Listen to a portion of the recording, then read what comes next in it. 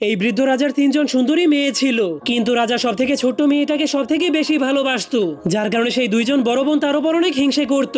কিন্তু একদিন রানী সেই তিনজন রাজকুমারীকে বলে, তোমরা জঙ্গলে গিয়ে স্ট্রবেরি নিয়ে আসো, তোমাদের মধ্যে সব থেকে বেশি স্ট্রবেরি যে আনতে পারবে তাকে লাল রঙের একটা জামা উপহার দেওয়া হবে। যা শোনার পর তিনজন রাজকুমারী অনেক খুশি হয়ে জঙ্গলে গিয়ে স্ট্রবেরি খুঁজতে শুরু করে দেয়। এরপর দুপুরের সময় তারা তিনজন এক জায়গায় বসে দেখতে শুরু করে কে সব থেকে বেশি স্ট্রবেরি জমা করেছে। কিন্তু তখনই তারা দুইজন দেখতে পায় সব থেকে ছোট রাজকুমারী সব থেকে বেশি স্ট্রবেরি জমা করেছে। যা দেখার পর সেই বড় দুই বোনের মনের মধ্যে শয়তানি আইডিয়া চলে আসে, কারণ তারা চাইতো না যে তাদের ছোট বোন সেই লাল ড্রেসটা জিতে যাক। এজন্য তারা তাদের ছোট বোনকে বলে, তুমি এখানে বসো আর আমরা আরো স্ট্রবেরি খুঁজে আনি। যা শোনার পর ছোট্ট রাজকুমারী অনেক ভয় পেয়ে তাদেরকে বলতে শুরু করে, দয়া করে আমাকে এখানে একা ফেলে যেও না, তোমরা চাইলে আমি আমার সব স্ট্রবেরি গুলো তোমাদেরকে দিয়ে দিব। কিন্তু তাদের ছোট বোনের প্রতি হিংসা থাকার কারণে বড় বোনেরা তাদের মনের মধ্যে অন্য কিছু ভাবতে শুরু করে। এজন্য তারা ভাবতে শুরু করে কিভাবে তাদের এই ছোট বোনটাকে চিরদিনের জন্য গায়েব করে দেওয়া যায়। এরপর যখনই তাদের ছোট বোন